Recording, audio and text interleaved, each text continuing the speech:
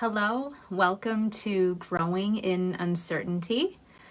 My name is Tess Miller, and through my seminar and coaching business, Wings Unfolded, I help people who are loving what they do, but they're not sure where it's going. I've spent a fair amount of my life feeling stuck, and that's why I've written a book about being stuck, as you can see in the background here. And I'm really passionate about helping other people with any of the stuck places in their lives, releasing what's holding them back so they can start moving forward again. So if you're feeling stuck, you've come to the right place.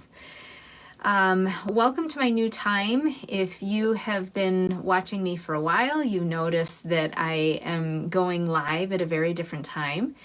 And it's kind of ironic that I've changed my time on a day when I'm talking about change, specifically the idea of changing our minds. That's something that has been coming up a lot lately, the idea of changing my mind or watching other people change their minds or watching other people have a hard time changing their minds, especially when it comes to clients that are trying to make changes in their lives. And they set up these goals and ideas for how they want to make that change, but then for some reason it doesn't change. And a lot of times my clients will realize that change doesn't happen because they haven't changed their minds about something. There's something in the mind that's preventing them from taking that next step. So, because this was a theme that was coming up, it made me start to think about my own internal process of making change in my life when I realized that I'm getting stuck with something. And so that's what we're going to talk about today. There's so many quotes out there by various people that have to do with the idea of changing your thoughts in order to change your life. So that's kind of where I like to go first, is our thought patterns and our beliefs and going inward to find the answers of why we're not doing the things that we say that we want to do. So, changing your mind on something may or may not come easily to you. I'd love to hear in the feedback what your experience of changing your mind is. It might be in relationship to changing your mind on your career path or in a relationship, or even on I know this can be controversial and we're not going to get into specifics, but sometimes changing our minds on political beliefs can be a hot topic and a really, really challenging one for a lot of people. I know there's a lot of conversations out there right now about why is it that people won't change their minds about certain things, or just making it difficult for everybody. Well, there's always a reason, right? So anyway, I'm going to share a story first just to outline this idea of how we can get stuck in our minds when we're not allowing our minds to change. So a long time ago, my husband and I lived in a very old house. It was built sometime in the 1900s, and it was horrible looking when we first moved in. We had a lot of work to do on it. But over the course of 7 years, we turned that house into a home, and we made it just really a refuge. It really felt like it was comfortable and it was our space. And we really did a lot to it. A lot of, blood, sweat, and tears went into making that house the way we wanted it to be. So anyway, time passed, we had a kid, and we soon realized that the house was not what we wanted it to be for us anymore. It wasn't really big enough. It only had one bathroom, which was kind of problematic sometimes. And it just, we realized that we had outgrown that space. It was time to move on and move into a bigger space. So we started searching for a new house. And the very first house we looked at, I remember just hating it upon walking through the door. It just was not any kind of house I would ever see myself living in. And so that was the lens that I looked at the entire house with, I can't live here. There's just no way I can live here. As we left the house, I remember saying to my husband, we are not buying that house ever. Nope. It was a very strong reaction. The next house we looked at wasn't very interesting either. It wasn't that much of an upgrade from what we were already living in. The house after that was had a creepy vibe, was in a kind of a creepy neighborhood, so that one was off the table. And then, we looked at maybe a couple other houses and they weren't quite right. Well, finally, our house sold and we could no longer kind of drag our feet on looking for a new house. It was time to find a new house right away. And I started to panic a little bit. And so I called my dad and I said, Dad, what do we do? No, our house sold and we haven't found one that we like. And my dad said, well, what about that first house that you guys looked at? It was in a really good neighborhood and it was a newer house and it seemed like a really good setup. And at first I thought, no, that was the house I hated more than anything else in the world. And then I thought, why? Why did I hate that house? What was it about that house? So rather than, coming up with all kinds of stories, I decided to sit down and actually look at the pictures again that we took on that day that we looked at it. And I looked at the pictures and I couldn't find anything wrong with that house. It was actually really great. It had plenty of space for the three of us. It was newer, so we didn't have to worry about rewiring the house or doing anything extreme. And it had 3 bathrooms. And, I kept finding all of the amazing things about this house. And I realized, I need to change my mind about this house. And I think we should put an offer on it. So we did. We put an offer on that house and we got it. And as they say, the rest is history. We've been happy in it ever since. And, as you can see, it was quite a turnaround that happened in my mind. I was so dead set against getting this house that ended up being the perfect forever home for us. And, when I reflect on that story, I wonder, what was up with that? First of all, why was I so dead set against that house? And why was it so hard for me to change my mind initially? It really took the threat of not having any place to live to get me to change my mind on that. And when I look back on that, I realized that there were a lot of underlying factors that were clouding my vision for, when we first looked at the house. And the first thing that was clouding my vision in that story is that I wasn't ready to leave our old house yet. We had put so much time and effort and money into that house and we just made it ours.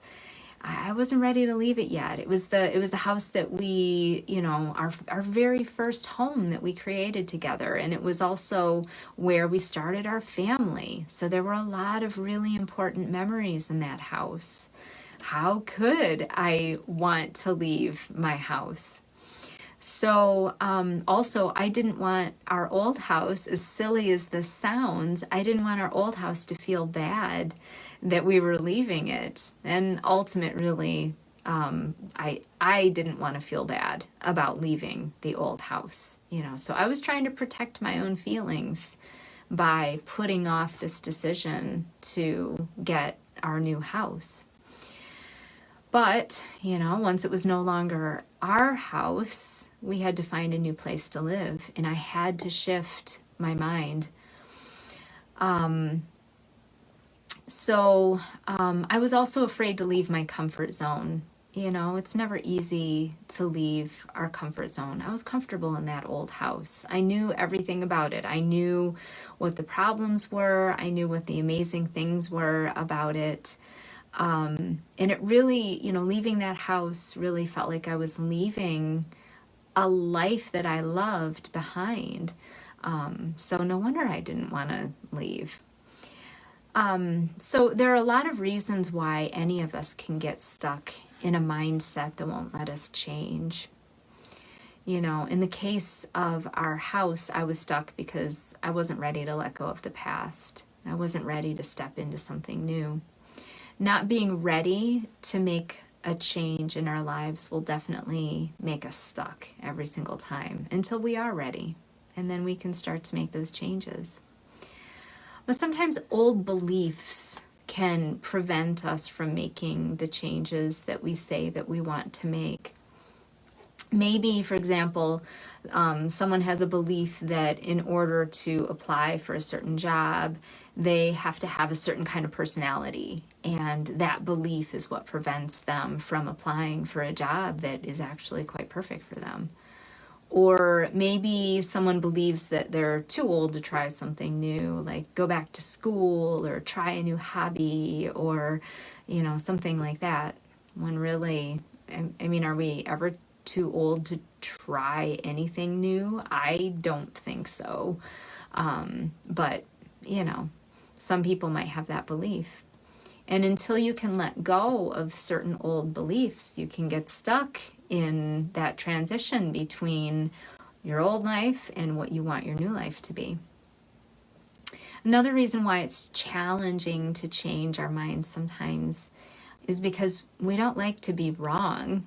I mean, who likes to be wrong, right? And sometimes when we change our minds, it can feel like we were wrong about something and now we have to make a correction. We made a mistake and now we have to make it right. And there can be a little bit of shame that comes with that. You know, we can feel like we are wrong in some way and we have to correct ourselves. But if I had felt that way about the house, you know, oh, I was wrong about this house, you know, I could have decided, well, I don't want to be wrong. I don't want to look wrong. So let's not put an offer in on that house. I refuse to buy that house. I was right the first time. Then we would have missed out on having this house that we now love. Also, you know, the fear of, you know, being wrong or the, you know, perception that we could be wrong if we change our minds. That can happen a lot in fights, right? Have you ever had a fight with someone and even though you know you're wrong about something, you keep pushing anyway because you don't want them to know that you're wrong? Sometimes that can spill over into other aspects of our lives too. We also don't want other people to see us as having been wrong about something. You know, if we change our minds about, you know, if I'm in a certain career path and I decide that I want to change, like I was wrong about wanting this career, then what are other people going to think of me? You know, like how could she choose this career path that was so not right for her? But again, that's a story we tell ourselves when we think other people are thinking that we were wrong. So it's important to get past that perception as well. You know, oftentimes in life there is no right or wrong. There are no mistakes, really. There are just certain paths that we go down and we see whether or not that's actually the direction we want to go. And if it's not the direction you want to go, all you have to do is take a different path. So another reason it's hard for us to change our minds sometimes is because, you know, if we felt so strongly about something before, then how can we trust ourselves if we just, you know, suddenly changed our minds about it? How trustworthy does that make me if all of a sudden I changed my mind about something that I was so adamant about? You know, when we change our minds, that can sometimes make us feel like we don't have stability in our lives. Or changing your mind could also represent a loss of a former version of yourself. I used to want to be a dancer. I used to want to be a lawyer. I used to want to be, whatever, an occupational therapist. But now I've changed my mind and I want to do something completely different. Well, that's kind of a big change, right? How can you trust that you really want to change to something else if you changed your mind about this other thing? It can be really uncomfortable to not have that trust for yourself. But really, it's important to remember that I don't know if this is, okay, it looks like we're still recording. I keep getting a message saying that where I'm losing connection, so I apologize if anything is happening on your end. But as long as it looks like I'm going live, I'll keep talking. So anyway, we're constantly growing and developing as people. We're constantly evolving. It's a constant change inside of us all the time. Of course, we're going to change our minds. So I think the important thing to remember is that when you decide to change your mind about something, that is you trusting yourself, because you're trusting the change that's happening within you anyway. So that's a really important piece, that trust doesn't have to just be there because you're staying put in one mindset. That trust can travel with you as you evolve. Finally, if we change our minds, are we going to look flaky and unstable to other people? That might be something that can come up for us if we do find ourselves changing our minds. Does that mean I'm flaky? Does that mean that I'm unstable? Again, if we're only looking to the outside of us to tell us who we are or how we are, then that can be really problematic, right? Nobody else in the world can know you better than you. So it's important to stay committed to knowing yourself and knowing what you need as you grow and evolve. And if anybody else thinks that seems like you're being flaky or unstable, then that has to do with them and their belief system. So it's really important to always bring that back to ourselves, go inside, go inward in order to get a sense of the direction that you want to be going. So if you find yourself in a tug of war between what you once were doing or what you once wanted or what you once believed versus what you now want or believe, the first thing that you can do with this is to ask yourself some questions. Question it all. The first thing to ask yourself is, what information are you relying on or clinging to? Is it information that's relevant to a past version of you or a present version of you, or maybe even a future version of you? Where did you get this information to begin with? Is it something that someone just told you? Is it something you've experienced? Did you research it? Where did you get this information in the first place? And then, where else could you collect some information? Is there information about what you're trying to figure out that you haven't considered before, that you haven't thought of before, that you haven't heard before? So just thinking about that information and questioning it can be a powerful first step. Another question you can ask yourself is, what are the beliefs at play in this situation? You know, is it an old belief? Where did you get that belief? When you look at the information that you've gathered, if you've gathered more information, the question is, how do your beliefs hold up with any new information that you gather? If it starts to tear at the fabric of your old beliefs, maybe it's time to look at that and maybe let those beliefs go. Maybe consider some new beliefs that you want to adopt that feel more right to you now with who you are now. So it's really important to incorporate new information that you gather and allow your new beliefs to emerge out of that. And then finally, as we look at our questions about our mindset, what emotions come up for you as you're looking at the information and the beliefs?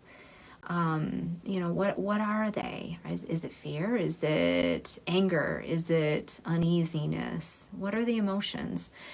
And where do these emotions settle in your body? Is it in your head? Is it in your chest? Is it in your belly? Allow yourself to feel those emotions. You know, sometimes when we try to stop ourselves from feeling the emotions, they just get stuck further. And then that affects how we mentally process information and beliefs that are trying to emerge. And when you can witness yourself experiencing these emotions that come up for you, notice that you're surviving. I know that sounds kind of silly, but sometimes I think we try to stave off emotions because we're afraid we won't survive, or we'll totally break down and we'll never recover. But ultimately, when you let yourself feel whatever it is that's coming up for you, you will survive. And when you do get to the other side of that, then your grip on some of these old beliefs, these old thoughts, will start to loosen. And you're going to feel stronger too, because you survived, right? So next, another question that you can ask yourself is, what are you afraid of? What's the fear that's coming up for you? It's understandable. Change is scary because it's uncertain. We don't know what our lives are going to look like if we change our mind, or if we change our thoughts, or if we change our beliefs. Are you afraid of taking a risk?